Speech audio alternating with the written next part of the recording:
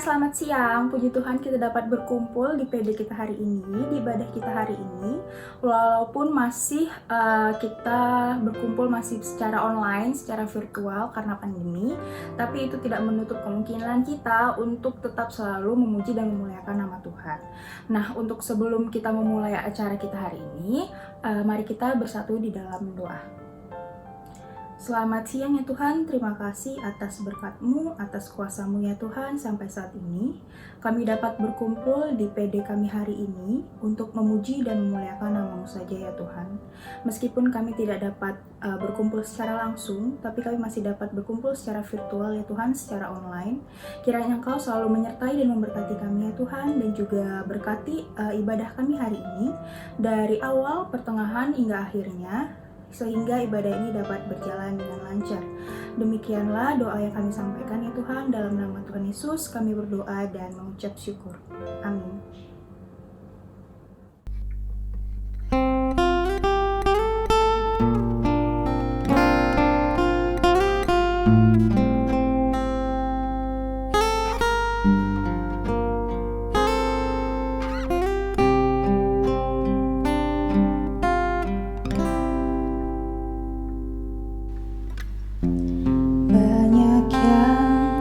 Kau berbuat di dalam hidupku, rancangan indahmu terjadi di hidupku. Bapa yang mengerti segala yang ku perlu, kasih-Mu sempurna nyata dalam hidupku. Ku bersyukur Bapa, ku bersyukur Tuhan, buat kasih setia-Mu di dalam hidupku. Ku bersyukur, ku bersyukur Bapa, ku bersyukur Tuhan, buat kasih setia-Mu di dalam hidupku. Ku bersyukur Tuhan.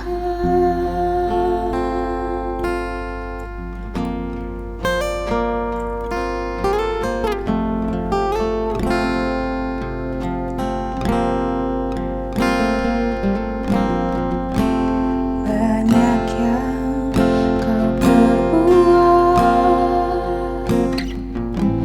di dalam hidupku, rancangan indahmu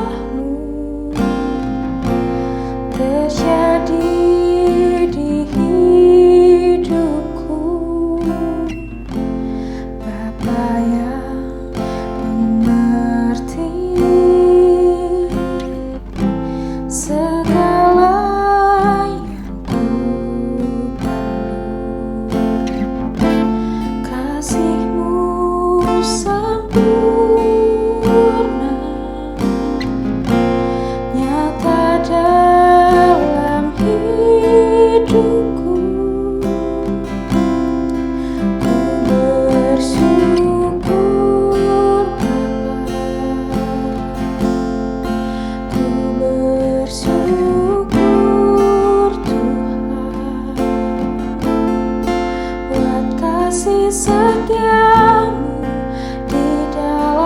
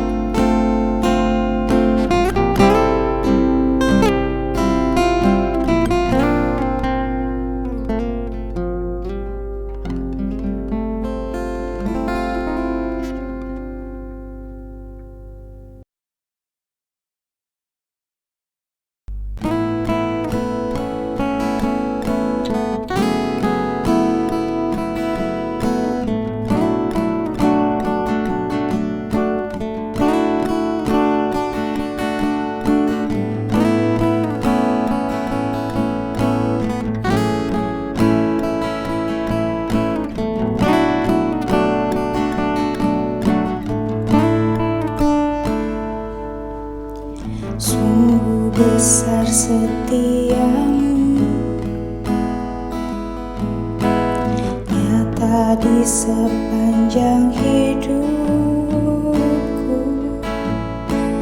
Darahmu telah layakkan kehidupanku.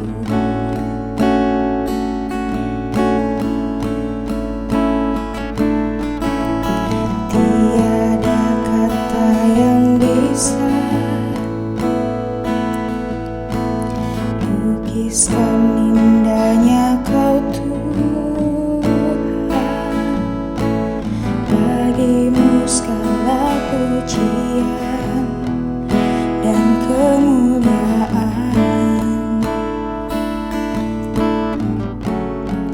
Ku tinggikan Engkau Tuhan, melebihi segalanya.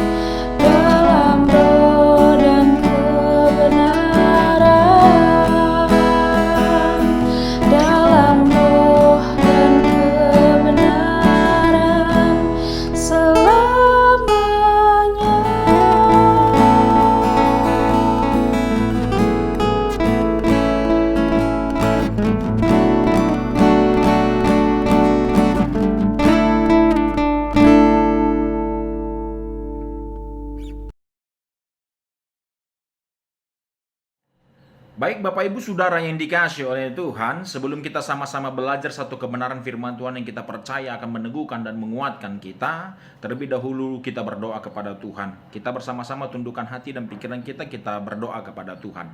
Bapa, di dalam nama Tuhan Yesus, pada saat siang hari ini kami datang kepada Tuhan. Kami bersyukur buat anugerah yang Tuhan nyatakan dalam kehidupan kami, sehingga kami ada sebagaimana kami ada pada saat hari ini. Kami percaya bahwa ini adalah pertolongan Tuhan yang begitu luar biasa di dalam kehidupan kami. Hari ini kami boleh berjumpa dalam media ini, Tuhan, bersekutu. Kami percaya bahwa Tuhan yang hidup juga hadir di antara kami. Oleh sebab itu, biarlah ibadah ini boleh menjadi sebuah dupa yang harum, yang menyenangkan hati Tuhan. Terlebih dari itu, Tuhan, kami setiap hamba-hamba Tuhan, umat-Mu dan jemaat-Mu, rindu mendengarkan kebenaran firman Allah yang akan Tuhan nyatakan dalam hidup kami. Karena kami percaya adalah firman-Mu yang mampu meneguhkan dan menguatkan, membangkitkan dan menyatakan kesalahan kami. Oleh sebab itu, Tuhan, nyatakan kuasa-Mu bagi kami sehingga kami menjadi orang-orang yang diberkati hari ini. Terima kasih Bapa yang baik, kami siap belajar dan diberkati firman Allah. Di dalam nama Yesus kami berdoa dan mengucap syukur. Haleluya. Amin, amin, amin, amin. Haleluya, haleluya. Bapak Ibu Saudara yang dikasihi oleh Tuhan, saya ucapkan kepada kita semua selamat siang, shalom.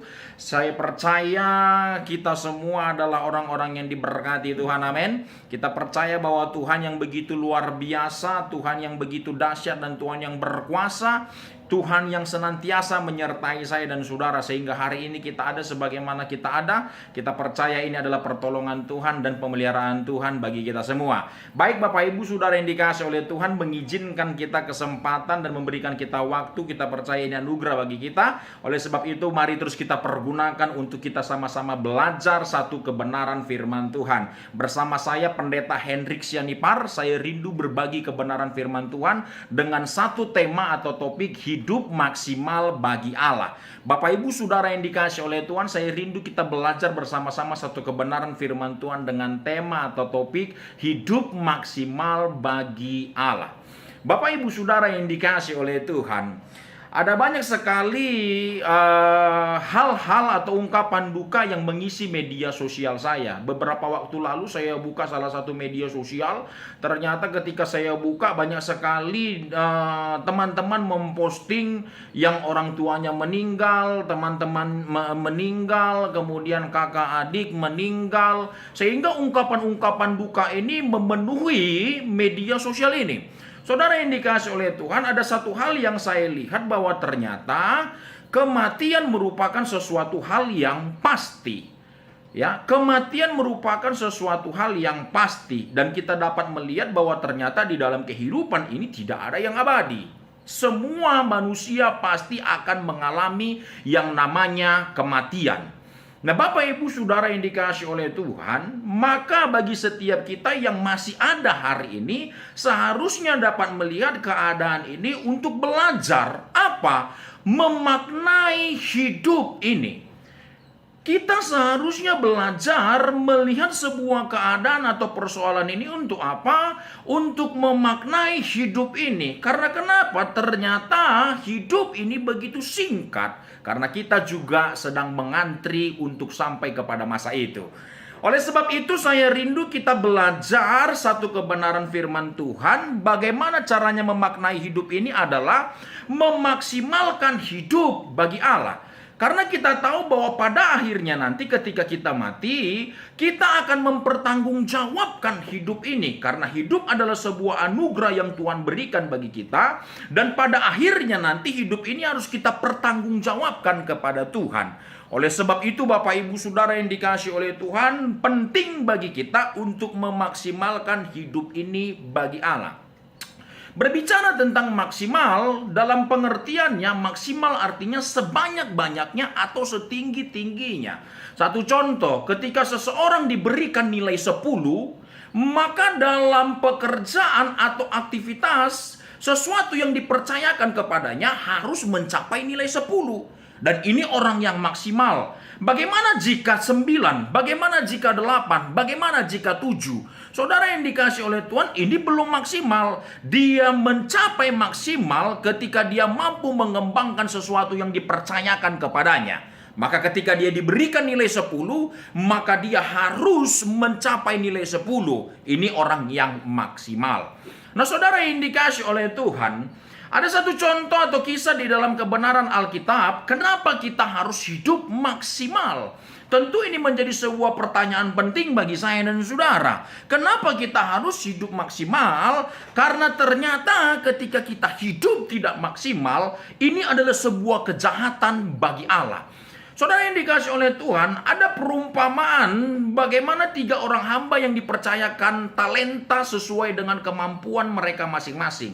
Hamba yang pertama dipercayakan 5 talenta oleh tuannya. Hamba yang kedua dipercayakan 2 talenta oleh tuannya. Dan hamba yang ketiga dipercayakan 1 talenta oleh tuannya. Masing-masing menurut kesanggupan dan kekuatan mereka masing-masing. Nah, saudara yang dikasih oleh Tuhan, ketika tuannya pergi, hamba yang dipercayakan 5 talenta ini mengembangkannya menjadi 10 talenta. Dia bekerja dan mempertanggungjawabkan apa yang diberikan kepadanya. Kita dapat melihat bahwa ternyata berkembang menjadi 10 talenta. Terlihat dari ketika tuannya datang menghampiri hamba yang pertama itu, lalu dia mengembalikan sesuatu yang dipercayakan kepadanya, 5 menjadi 10. Saudara, kita dapat melihat bahwa ternyata hamba yang dipercayakan 5 talenta ini mempertanggungjawabkan hidupnya, mempertanggungjawabkan sesuatu yang dipercayakan kepadanya dengan maksimal. Ketika tuannya melihat itu, tuannya berkata kepada hambanya itu bahwa itu adalah hamba yang baik dan setia. Ketika hamba yang kedua, tuannya datang kepada hamba ini, dia mempertanggungjawabkan sesuatu yang diberikan kepadanya. Terlihat ketika tuannya datang, dia mengembalikan menjadi 4 talenta. Saudara yang dikasih oleh Tuhan, kita dapat melihat bahwa ternyata hamba yang kedua ini pun adalah hamba yang maksimal. Dia mengembangkan sesuatu yang diberikan kepadanya.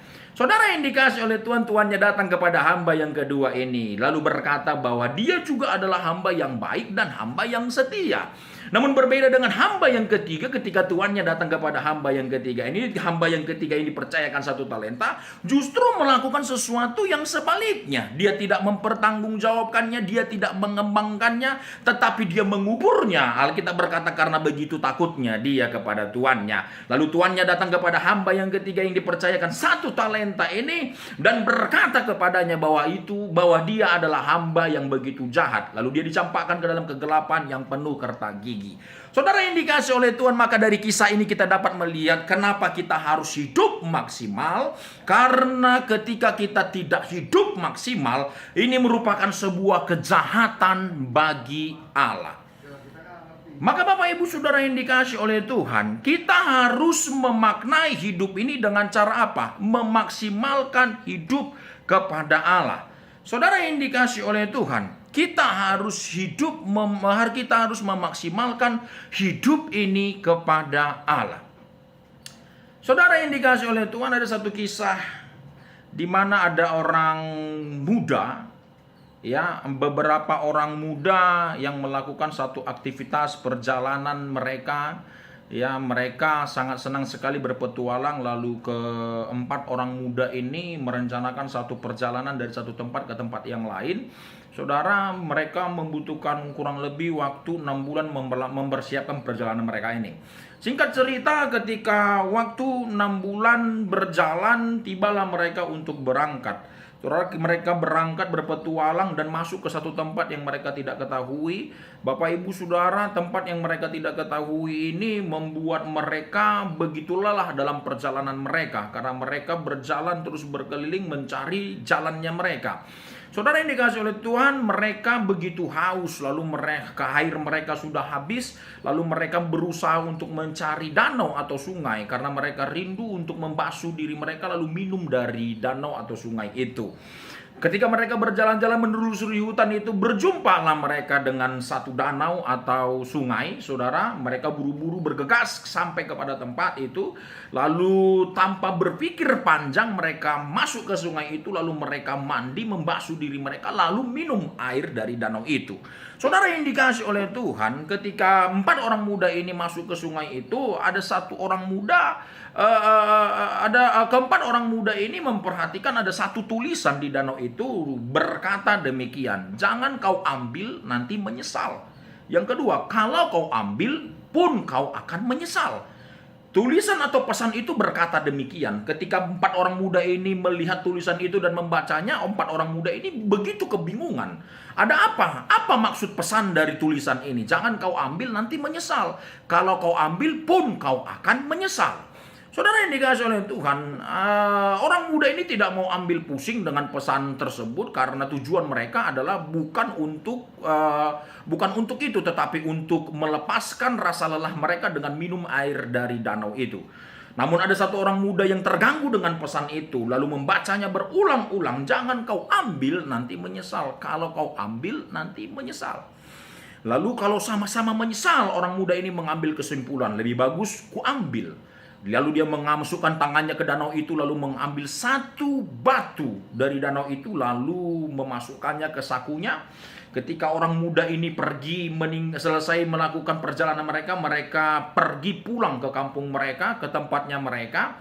Saudara, sesampainya mereka di tempat mereka, lalu mereka pulang ke rumah mereka masing-masing. Satu orang muda yang mengambil batu tadi itu mengingat pesan itu, lalu mengganggu pikirannya. Jangan kau ambil, nanti menyesal. Kalau kau ambil pun akan menyesal. Berkata demikian. Lalu dia mengingat bahwa ternyata dia mengambil satu batu dari danau itu, lalu dia pergi ke satu tempat untuk meneliti, melihat ada apa dengan batu itu. Saudara yang dikasih oleh Tuhan, lalu dia sampai kepada satu tempat dan dia meneliti batu itu. Tahukah Bapak Ibu Saudara apa yang terjadi dengan batu itu? Bahwa ternyata batu itu adalah permata yang begitu berharga nilainya. Bapak Ibu Saudara, ketika dia tahu itu permata, maka dia mengerti arti pesan itu. Jangan kau ambil, nanti menyesal. Kalau kau ambil, nanti menyesal. Saudara yang dikasih oleh Tuhan, jangan kau ambil, nanti menyesal. Kalau kau ambil, nanti menyesal. Dan dia tahu bahwa ternyata letak penyesalannya adalah dia cuma ambil satu batu itu. Kalau dia tahu bahwa ternyata seluruh isi danau itu merupakan permata yang begitu berharga nilainya, mungkin dia ambil sebanyak-banyaknya.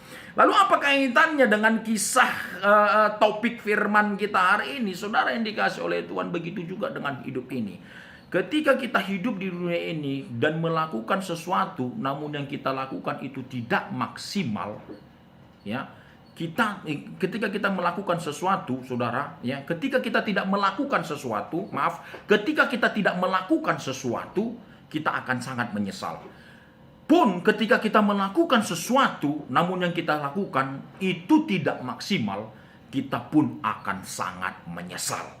Maka ketika kita tahu pesan ini, lebih baik kita memilih untuk melakukan sesuatu, namun yang kita lakukan itu harus maksimal. Nah, saudara yang dikasih oleh Tuhan, kembali kepada kebenaran ini bahwa kita hidup harus maksimal kepada Allah. Karena pada akhirnya nanti kita akan kembali kepada Tuhan dan mempertanggungjawabkan hidup yang Tuhan percayakan bagi kita. Dan ketika Tuhan datang kepada kita, kita dapat berkata bahwa kita sudah menjadi berkat. Lantas timbul sebuah pertanyaan penting bagi kita pada saat hari ini. Bagaimana caranya hidup maksimal? Kita buka Alkitab kita dalam Kolose pasal 3 ayat yang ke-23. Bapak Ibu Saudara boleh buka Alkitabnya dalam kitab Kolose pasal 3 ayat yang ke-23. Kolose pasal 3 ayat yang ke-23. Bapak Ibu Saudara boleh buka Alkitabnya, perhatikan dengar baik, saya akan bacakannya bagi kita semua. Kolose pasal 3 ayat yang ke-23, demikian firman Tuhan. Apapun juga yang kamu perbuat, perbuatlah dengan segenap hatimu seperti untuk Tuhan dan bukan untuk manusia. Bapak Ibu Saudara yang dikasih oleh Tuhan, kebenaran ini berbicara bagi kita bahwa apapun yang kita perbuat, perbuatlah dengan segenap hatimu seperti untuk Tuhan dan bukan untuk manusia. Saudara, dari kebenaran ini kita dapat melihat bahwa ternyata sebuah cara atau langkah untuk memaksimalkan hidup ini, belajar dari Kolose pasal 3 ayat yang ke-23 adalah kita harus mempersembahkan hidup ini kepada Tuhan. Kita harus melakukan segala sesuatu untuk Tuhan. Saudara yang dikasihi oleh Tuhan, ada banyak orang yang berpikir bahwa ketika melakukan sesuatu, bekerja sesuatu untuk Tuhan adalah hanya ada di dalam gereja. Seperti apa? Mereka melayani, mereka berkhotbah, mereka memimpin pujian, mereka bermain musik, membawa kantong persembahan, mereka berdoa. Saudara yang dikasihi oleh Tuhan, banyak orang yang berpikir ketika melakukan sesuatu untuk Tuhan, bekerja untuk Tuhan, adalah ketika melakukan kegiatan rohani di dalam gereja. Saudara, saya katakan ini tidak salah, ini betul sekali, saudara. Ini betul sekali, kita melakukan pekerjaan-pekerjaan Tuhan. Saudara, namun menjadi salah adalah ketika kita berpikir bahwa melayani Tuhan, bekerja untuk Tuhan, melakukan sesuatu untuk Tuhan adalah ketika cuma ada di dalam gereja. Karena ketika kita berpikir demikian, kita sedang membungkus Tuhan dengan sebuah cara berpikir kita yang salah. Kita lupa bahwa Tuhan kita adalah Tuhan yang besar. Tuhan kita adalah Tuhan yang begitu luar biasa. Tuhan kita adalah Tuhan yang begitu dahsyat. Dia Allah yang berkuasa. Dia Alfa dan Dia Omega. Saudara, Tuhan kita adalah Tuhan yang hidup. Tuhan yang tidak dapat dibatasi oleh tempat, ruang, dan waktu. Dia omnipresent. Dia ada di mana-mana dan Dia Allah yang maha hadir. Maka Tuhan kita tidak hanya ada di dalam gereja, tetapi Dia ada di dalam pekerjaan kita, ada di keluarga kita, ada dalam lingkungan sosial kita, Dia ada di media sosial, kemudian Dia ada di manapun kita berada, Tuhan itu ada. Amsal berkata bahwa mata Tuhan itu ada di segala tempat. Bahkan Daud merenungkan eksistensi Allah yang begitu luar biasa. Di dalam Mazmur dia mengangkat satu pujian, kemanakah aku dapat pergi menjauhi roh-Mu Tuhan. Saudara, dari Mazmur ini atau pujian yang dinyanyikan, dilantunkan oleh Daud ini merupakan sebuah perenungan bahwa Tuhan itu adalah Tuhan yang maha hadir. Dia adalah Tuhan yang tidak dibatasi oleh tempat, ruang, dan waktu. Dia ada di mana-mana. Maka saudara yang dikasihi oleh Tuhan, ketika kesadaran ini ada dalam pikiran kita dan hidup kita, maka seharusnya kita dapat memaknai hidup untuk melakukan segala sesuatunya dengan maksimal. Melakukan segala sesuatunya dengan maksimal. Bapak Ibu Saudara yang dikasihi oleh Tuhan, dalam perjanjian lama, melayani Tuhan adalah mereka memberikan sesuatu yang berharga dalam hidup mereka. Apa yang berharga yang mereka punya, mereka berikan kepada imam, lalu mereka memberikan kepada imam. Imam mempersembahkannya, dan persembahan mereka menjadi dupa yang dinikmati oleh Allah. Saudara yang dikasihi oleh Tuhan, dari hal ini sebuah konsep atau cara ibadah mereka adalah mereka memberikan sesuatu yang berharga yang mereka punya lalu mempersembahkannya kepada Tuhan. Saudara, hari ini pun kita demikian. Ketika kita berkata kita beribadah, ketika kita berkata kita melayani Tuhan, ketika kita berkata kita bekerja untuk Tuhan, ketika kita berkata kita melakukan sesuatu untuk Tuhan, seharusnya kita memberikan sesuatu yang berharga yang kita punya. Apa yang berharga yang kita punya? Uang? Harta? Saudara yang dikasihi oleh Tuhan, ini bukan sesuatu yang berharga yang kita punya dalam hidup ini. Sesuatu yang berharga yang kita punya dalam hidup ini adalah hidup kita ini sendiri. Maka seharusnya hidup ini yang kita berikan kepada Tuhan. Hidup ini yang harus kita berikan kepada Tuhan. Maka Roma 12 ayat yang pertama berkata, persembahkanlah tubuhmu sebagai persembahan yang hidup, yang kudus, yang berkenan, dan ini adalah ibadahmu yang sejati kepada Tuhan. Maka saudara yang dikasihi oleh Tuhan, gak heran ketika Allah, ketika Yesus Tuhan kita mempersembahkan hidupnya. Artinya apa? Ini sesuatu yang berharga, sesuatu yang bernilai yang dia punya. Untuk apa? Untuk menebus dosa-dosa kita. ya, untuk membayar kita, untuk membenarkan kita, butuh sebuah pengorbanan. Maka dalam pelayanan Yesus, ketika dia melayani kita, dia memberikan sesuatu yang berharga kepada kita. Apa? Hidupnya. Maka saudara yang dikasih oleh Tuhan, ketika kita berkata kita melayani Tuhan, melakukan sesuatu untuk Tuhan, bekerja untuk Tuhan, beribadah kepada Tuhan, kita harus ingat bahwa apa yang kita lakukan itu harus maksimal.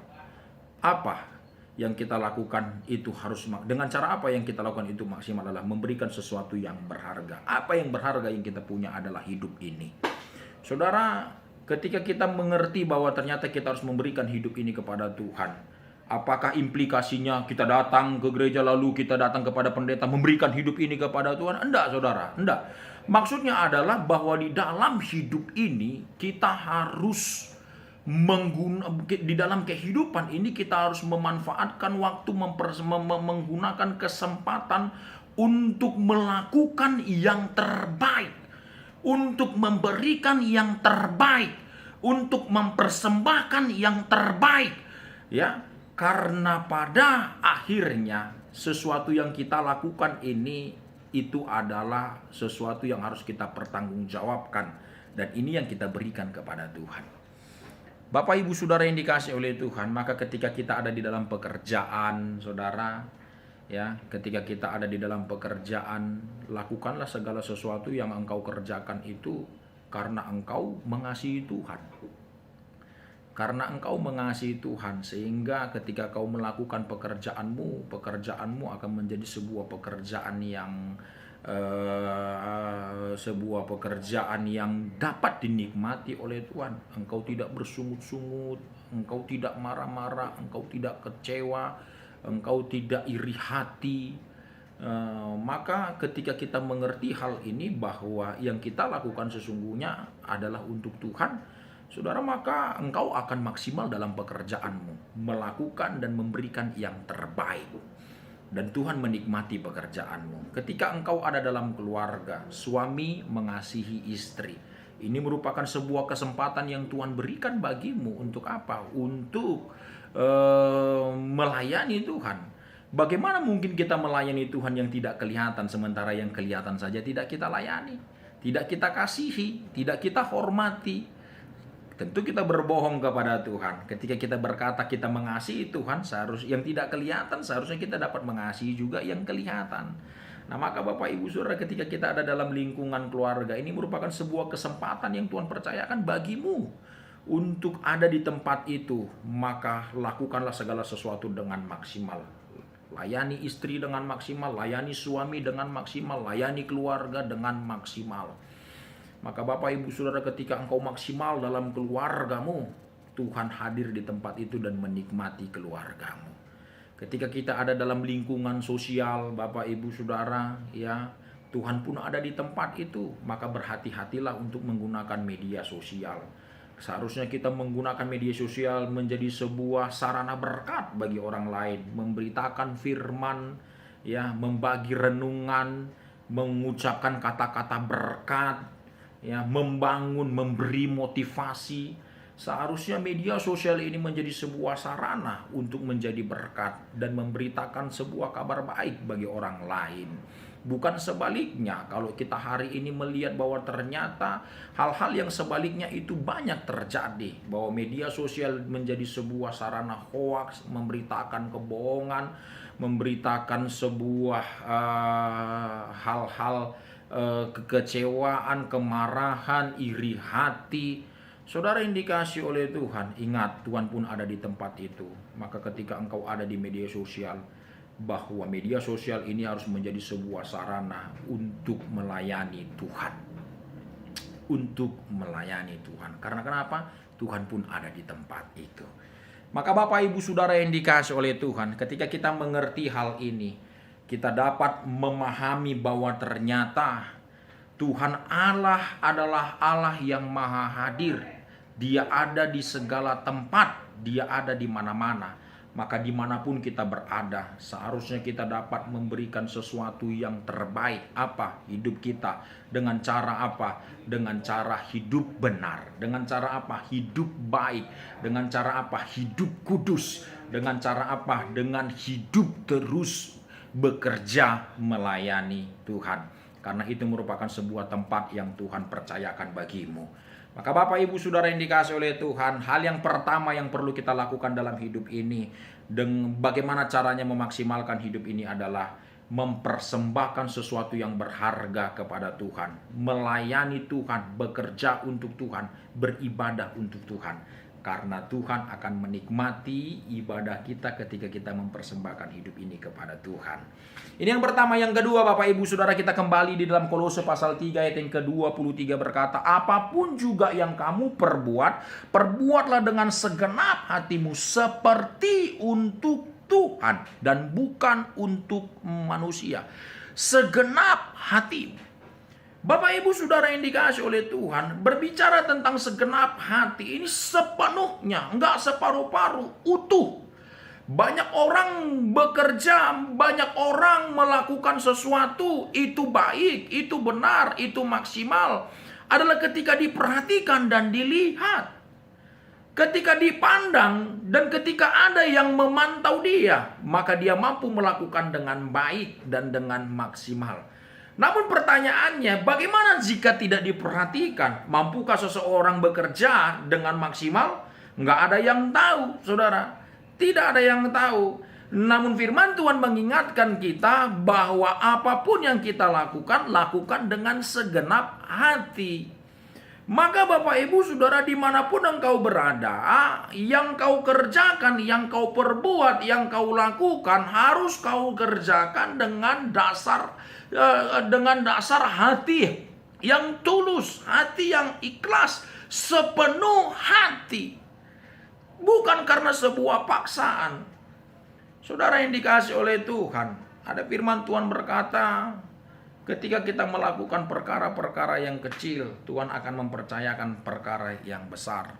Saudara, banyak orang maunya mendapat sebuah perkara-perkara yang besar.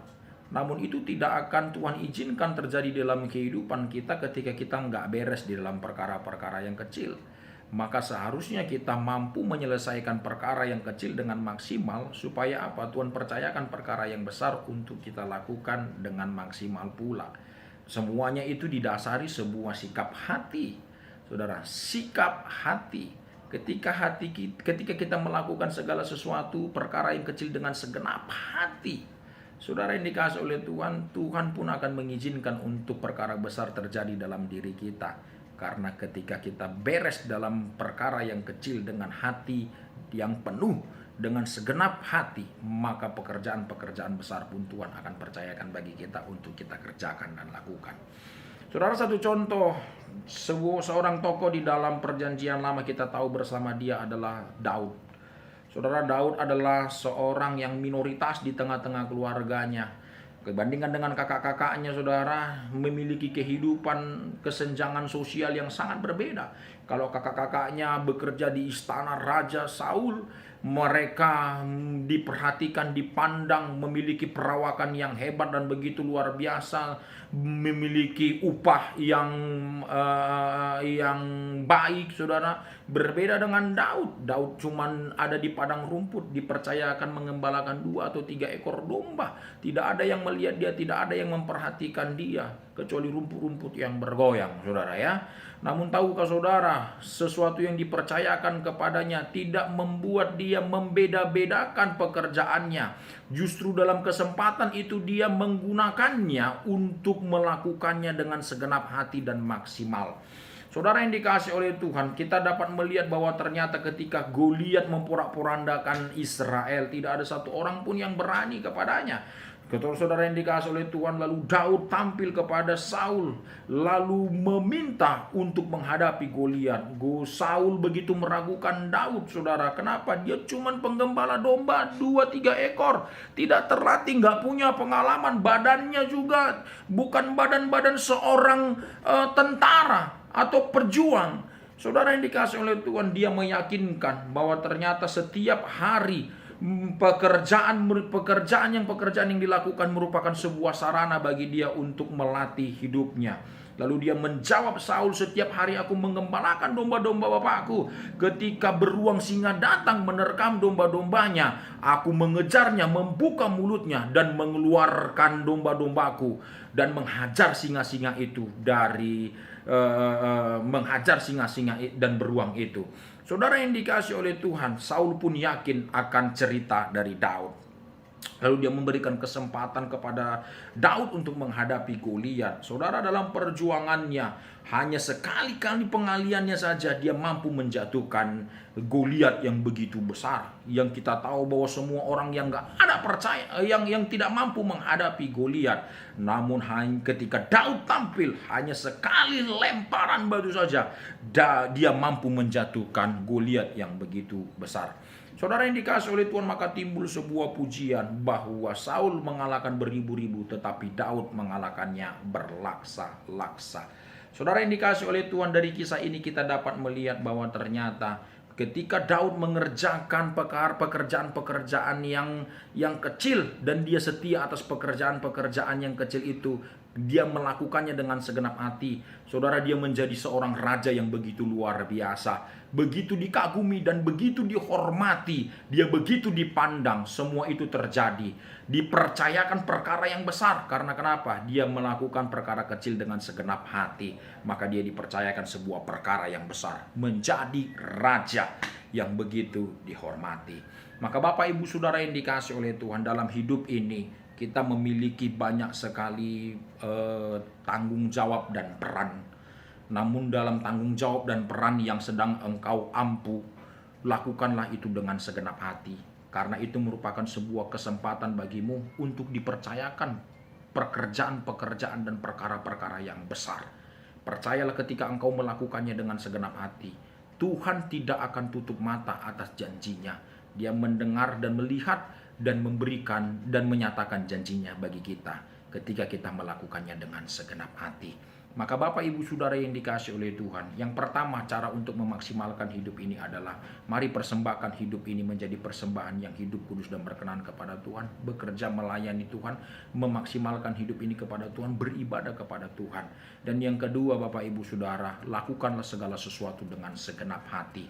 Karena percayalah, ketika kita melakukan dua hal ini, kita dapat memaknai hidup ini untuk semakin maksimal kepada Tuhan. Ketika Tuhan datang seperti datang kepada hambanya, kita dapat berkata bahwa hidup ini sudah menjadi berkat. Kita dapat mempertanggungjawabkan hidup ini, mempertanggungjawabkan hidup ini, mengembalikannya kepada Tuhan, bahwa apa yang sudah kita lakukan adalah sesuatu yang berkenan dan mulia kepada Tuhan. Maka Bapak Ibu Saudara yang dikasihi oleh Tuhan, kita belajar bersama-sama pada saat siang hari ini untuk apa? Untuk memaksimalkan hidup ini kepada Tuhan. Amin. Buat kebenaran firman Tuhan, kita tutup Alkitab kita berdoa kepada Tuhan. Bapa, kami bersyukur buat kebenaran firman-Mu yang sudah Tuhan nyatakan dalam kehidupan kami. Siang hari ini kami boleh belajar kebenaran firman-Mu, bagaimana caranya kami harus memaksimalkan hidup ini. Karena kami tahu bahwa ternyata hidup ini adalah sebuah pertanggungjawaban yang harus kami pertanggungjawabkan kepada Allah ketika Tuhan datang menjemput kami. Kami mau belajar Tuhan untuk mempersembahkan hidup ini untuk hidup bagi Tuhan. Dan kami mau belajar melakukan segala sesuatunya dengan segenap hati, agar kami dapat memaksimalkan hidup ini. Terima kasih, berkati seluruh hamba-Mu dan jemaat-Mu yang hadir beribadah pada saat hari ini. Kami menyerahkan seluruhnya ke dalam tangan Tuhan. Di dalam nama Yesus kami berdoa dan mengucap syukur. Haleluya, haleluya. Amin, amin, amin, amin, amin. Amin. Bapak Ibu Saudara yang dikasihi oleh Tuhan, Tuhan Yesus memberkati kita semua. Shalom. Baik, puji Tuhan Bapak Ibu Saudara yang dikasihi oleh Tuhan, kita akan mengakhiri ibadah dan persekutuan kita pada saat siang hari ini. Sebelum kita sama-sama mengakhiri ibadah kita berdoa kepada Tuhan dan kita sama-sama menerima berkat daripada Allah. Kami mengucap syukur buat persekutuan kami pada saat siang hari ini yang sudah berjalan dari awal pertengahan hingga akhirnya semuanya dalam keadaan baik.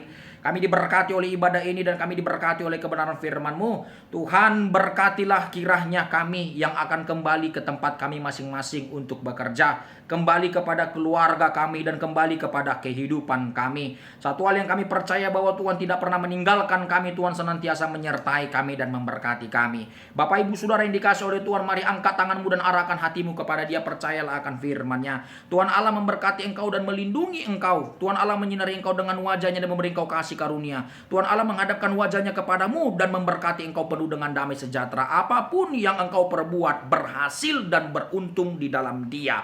Terima kasih Bapa yang baik, kami mengucap syukur atas berkat-Mu yang sudah Tuhan nyatakan di tengah-tengah hidup kami. Kami berdoa, haleluya, amin, amin, amin, amin. Amin. Tuhan Yesus memberkati kita semua. Shalom.